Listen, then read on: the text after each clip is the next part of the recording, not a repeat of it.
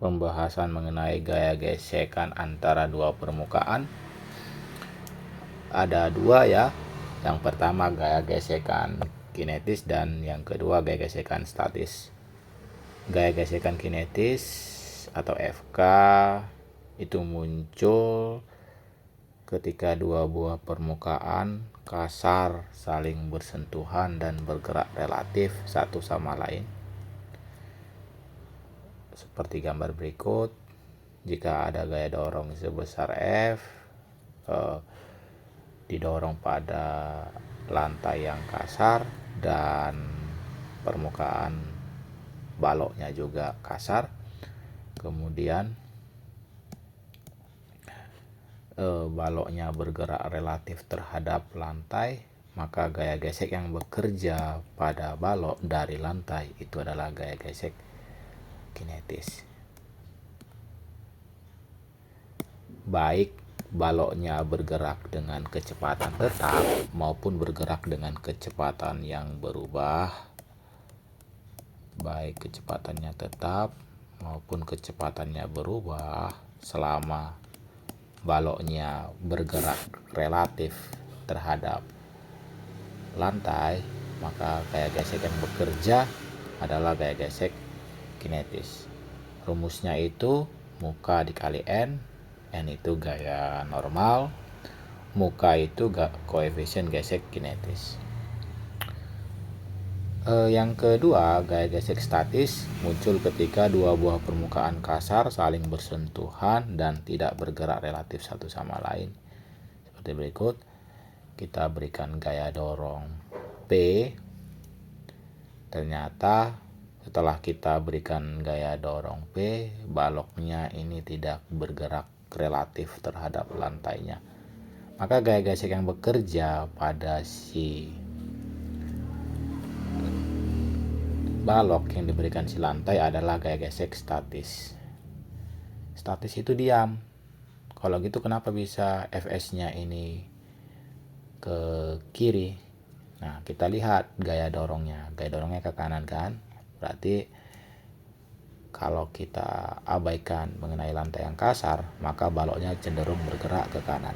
Sehingga lantainya itu memberikan gaya gesekan kepada balok ke arah sebaliknya. Gaya gesekan statis itu rumusnya mu S dikali. Gaya gesekan statis rumusnya itu kurang dari mu S dikali N. Maksudnya gimana? Maksudnya gaya gesekan statis itu memiliki nilai maksimal, di mana nilai maksimal dari gaya gesekan statis mu S dikali N. Dari sini dapat disimpulin sebenarnya ya, bahwa gaya gesekan statis itu nilainya beragam, di mana nilai terbesarnya adalah mu S kali N. Ketika dia kurang dari mu S kali N, si statisnya itu benda itu dalam keadaan diam. Lalu kalau gaya gesek statisnya itu mencapai gaya gesek statis maksimal, bendanya tepat akan bergerak. Sehingga dari sini jika kita berikan sedikit aja gaya dorong tambahan yang melebihi mu S kali N, bendanya akan bergerak. Berikut ada contoh ya untuk memahami saat kapan gaya gesek pada lantai itu gaya gesek statis, saat kapan gaya gesek pada lantai itu gaya gesek kinetis. Pada arah mendatar ada dua gaya. Yang pertama gaya gesek si F kecil kita buat, kemudian ada gaya dorong P. Pada vertikal ada gaya normal, ada gaya berat Mg. Pertanyaannya sekarang, saat kapan si baloknya itu menerima gaya gesek statis dari lantai, atau saat kapan si baloknya menerima gaya gesek kinetis dari lantai? Jadi itu terjadi, baloknya itu menerima gaya gesek statis saat gaya dorong yang kita berikan itu kurang dari atau sama dengan gaya gesek statis maksimal. Ini adalah kondisi di mana baloknya itu diam. Saat sudah melebihi gaya gesek statis maksimal, otomatis baloknya akan bergerak.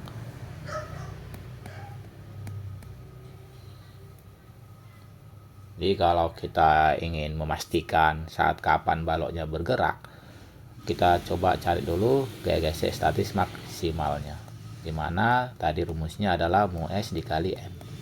N adalah gaya normal ya. Gaya normal itu gaya vertikal.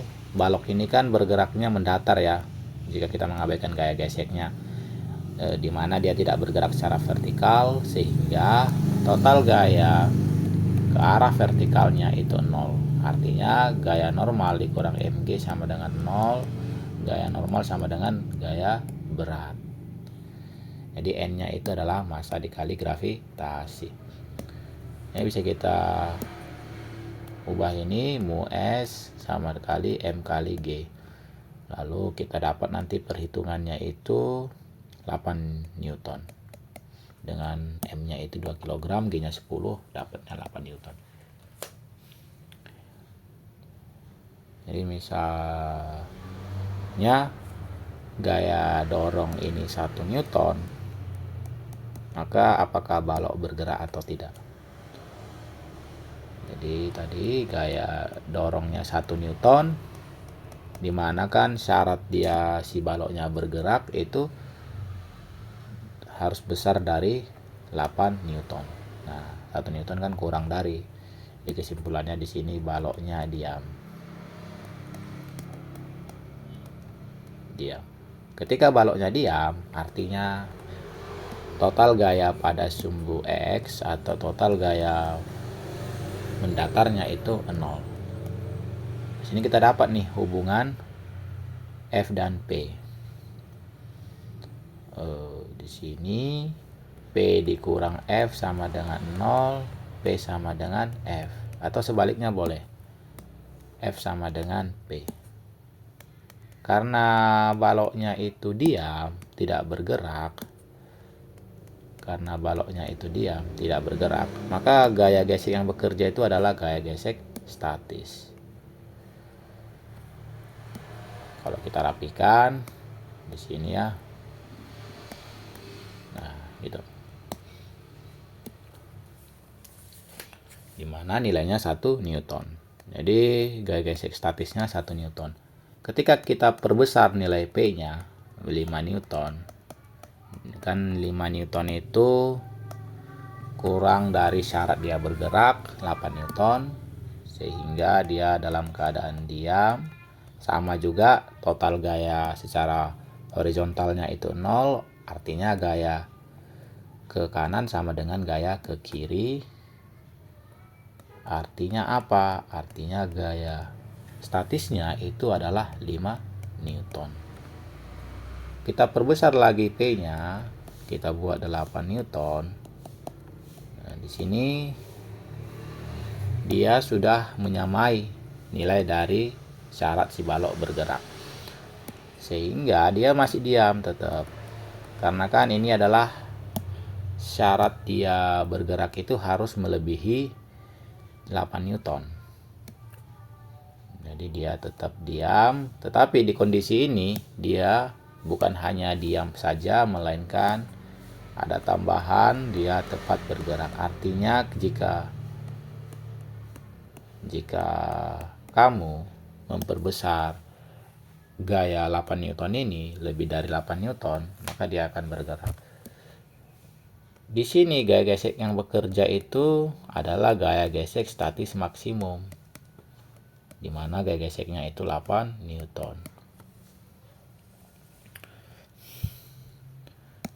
Atau bisa dikatakan karena dia masih diam tetapi sudah kita ganti gaya dorongnya 8 Newton, maka total gaya ke kanan sama dengan total gaya ke kiri, artinya gaya gesek statisnya itu 8 Newton. Di mana gaya gesek statis di sini adalah maksimum.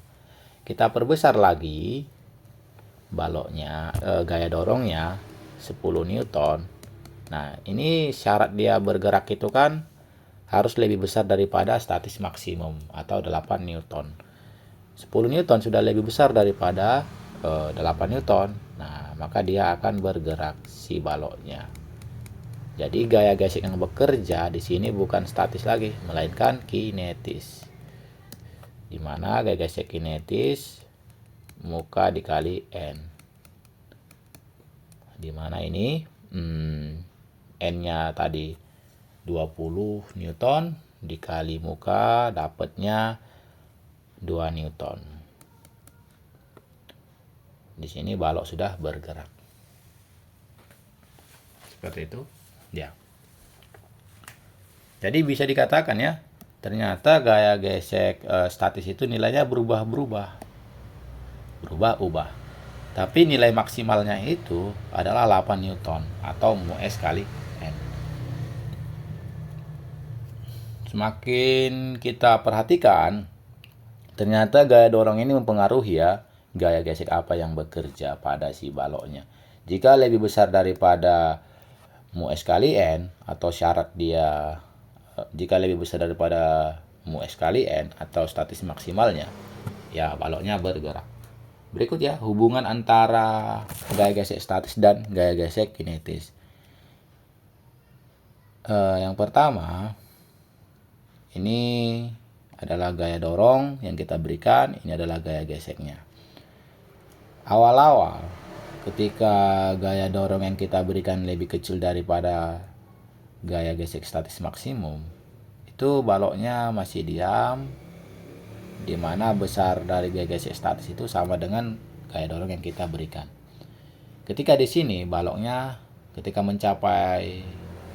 gaya dorong yang kita berikan nilainya sama dengan statis maksimum, baloknya itu tepat akan bergerak. Kemudian gaya dorong yang kita berikan lebih besar daripada gaya statis maksimum, maka baloknya akan mulai bergerak. Di sini gaya gesek yang bekerja itu sudah kinetis, di mana nilainya itu cenderung konstan, muka dikali N. Kesimpulannya apa? Gaya gesek statis itu nilainya itu sama dengan gaya dorong yang kita berikan. Kemudian nilainya itu selalu berubah-ubah ya, tergantung besar gaya dorong yang kita berikan. Lalu gaya gesek kinetis itu nilainya selalu tetap, cenderung tetap nilainya, muka dikali N. Seperti itu. Berikut akan ada soal-soal untuk memperjelas tentang gaya gesek statis dan kinetis.